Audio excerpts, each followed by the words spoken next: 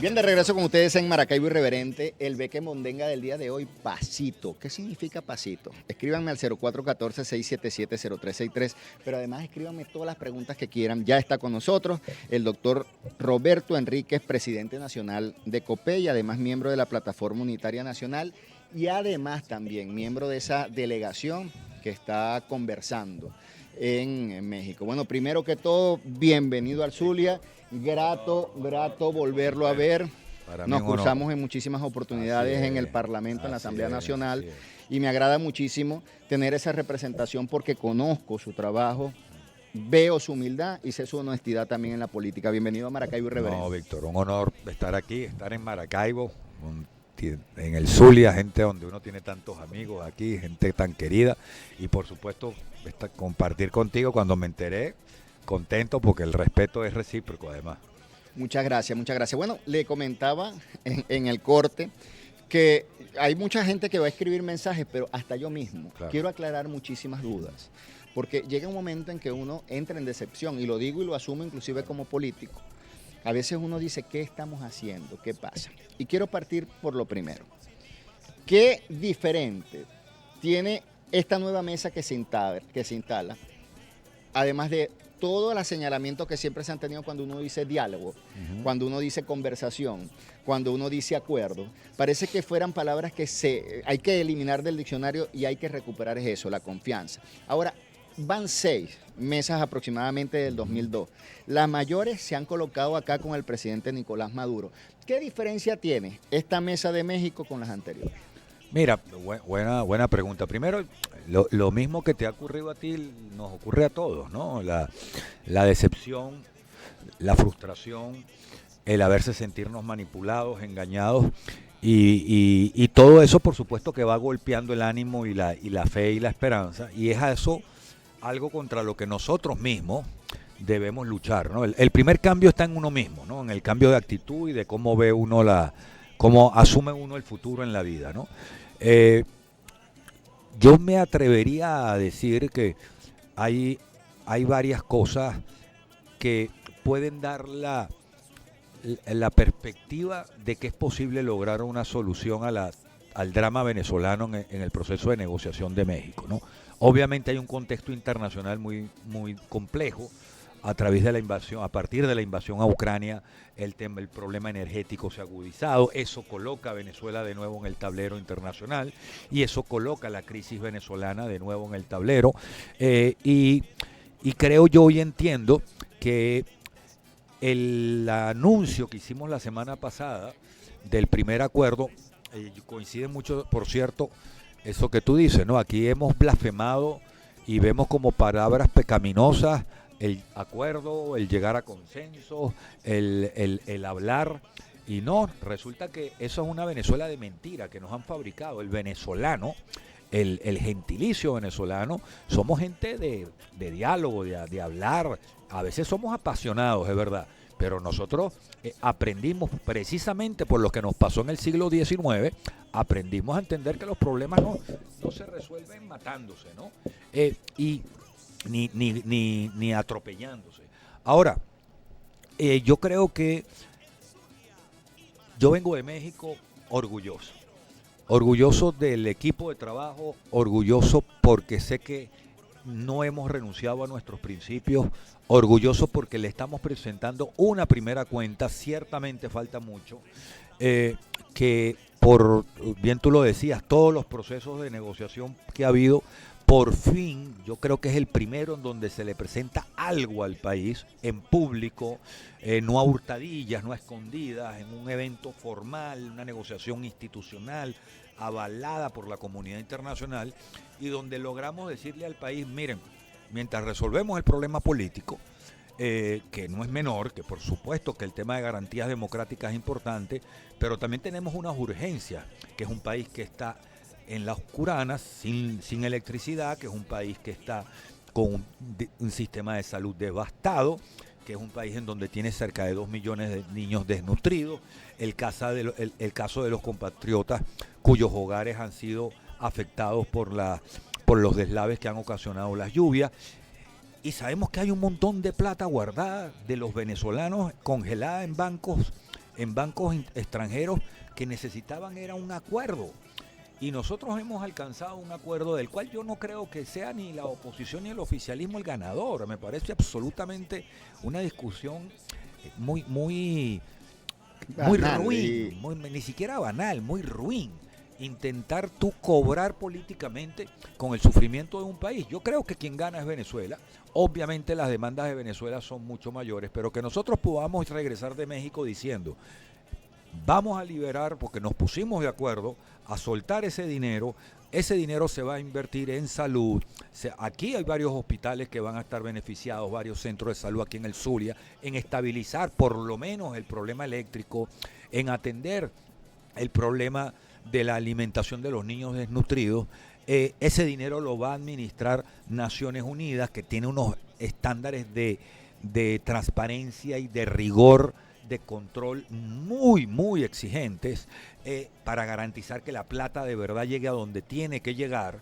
Y yo creo que es una buena noticia, creo que es importante, sé que no es suficiente, pero caramba, aprendamos a valorar las cosas buenas sin que eso signifique echarnos a dormir y creer que ya todo se resolvió. No, pero yo sí creo que es positivo que hayamos logrado un acuerdo en materia humanitaria, social, que es positivo que ese dinero se maneje de forma transparente y que es positivo además que dos adversarios políticos podamos coincidir en algo que pone por encima de todo al país. Ahora viene más, ahora viene la discusión de garantías democráticas, de elecciones que no sean cuestionables, libres y justas, de liberación de presos, de reinstitucionalización de los poderes públicos. Viene el gran reto de volver a hacer Venezuela un país vivible, un país donde podamos convivir.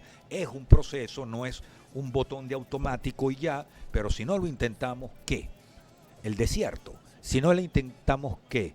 La frustración, el resignarnos a que no le vamos a entregar a los chamos que vienen después de nosotros un país.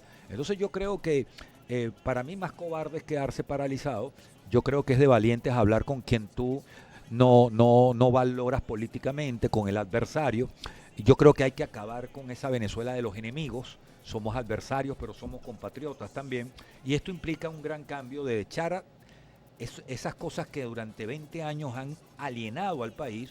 Toca ahorita un liderazgo con una gran vocación humanista, cristiana, venezolana, chico, para que las cosas empiecen a cambiar en Venezuela. Ahora bien, Roberto, te soy sincero, yo de pronto te plantearé aquí varios argumentos o posiciones negativas, porque yo quiero es que nos llenes de positivismo. Rogaba a Dios tener un contacto con alguien que tuviera la información caliente de lo que pasaba en México. Ya me abres una primera esperanza, que es el hecho de que arrancaron distinto las negociaciones. Número uno, planteando la posibilidad que, aunque adversarios, podemos sentarnos. Número dos, conseguir acuerdos no únicamente políticos, sino sociales, que es lo que me estás mostrando. Y yo, cuando vi esa noticia, 3.000 millones de dólares dispuestos para todo este plan social, yo dije, arrancamos con buen pie, porque no es el interés de un partido, de un color o de un candidato. Se está arrancando por pensar en Venezuela en conjunto, aunque con posiciones divididas, y eso lo aplaudo. Quería mostrarte unas láminas de una encuesta que hizo Polianalítica, para que en base a eso podamos distribuir esta entrevista. Okay. Yo te voy a mostrar estas dos imágenes. La primera muestra cómo esto lo hizo Monitor Político País, Polianalítica, unos estudios recientes que lanzaron. Fíjate lo noble del pueblo venezolano. Con 6 reuniones, 6 mesas de acuerdo, negociación, de diálogo, como se han llamado, mira estas encuestas. Usted apoya la negociación en México entre el gobierno y la oposición, 74% dice que sí, 18% que no, y el 8% dice que no sabe. Esto te lo muestro para que veas lo noble del pueblo. Sigue creyendo en el político, sigue creyendo en las negociaciones y no va en contra de eso. Yo creo que es un grupo muy pequeño que va en contra de eso. Pero ahora me meto en la parte social. Fíjate algo, que aquí voy a mostrar una segunda lámina, que es donde muestra de alguna manera u otra la expresión social de la gente, donde se le pregunta que si apoya o no. Voy a pedir que por favor me coloquen esa lámina, el equipo allá, la segunda o tercera lámina, por favor. ahí la tienen ustedes, aprueba la gestión del presidente Nicolás Maduro. Positiva, 23%, negativa, 68%. Es decir, la gente te está diciendo, habla por mí, creo en ti, habla por mí que quiero que las cosas mejoren. ¿Cómo interpreta Roberto Enrique esas láminas, esos números? Mira, interesante. Y fíjate tú que quienes quieren un cambio es un número muy parecido a los que creen que Venezuela necesita soluciones habladas, ¿no? Necesita paz. Y yo creo que es un país, ¿vale?, que primero tenemos un tema y ojalá que las grandes mayorías a veces son las que menos ruido hacen, ¿no? Y no lo digo despectivamente, pero aquí hay una gran mayoría de venezolanos que hoy en día están, y tú lo sabes muy bien, Víctor, sobreviviendo, y que quieren ser no sobrevivientes, sino bien vivientes, y que quieren tener un país de oportunidades, y que quieren que su trabajo y su platica valga, y que no amanezcan un día con un ingreso y al otro día por la devaluación esa plata no vale nada. El país de verdad vale, el país que va al mercado, el país que va al trabajo, el país que quiere estudiar. La gran y la bonita Venezuela quiere que la política sea útil, y la política es útil cuando da resultados. Tú puedes tener el debate más intenso, más áspero, más enconado posible, pero lo que no puede ser es que conviertas a un país en tierra árida, en campo de batalla, en donde los perdedores siempre son los inocentes, que es un pueblo.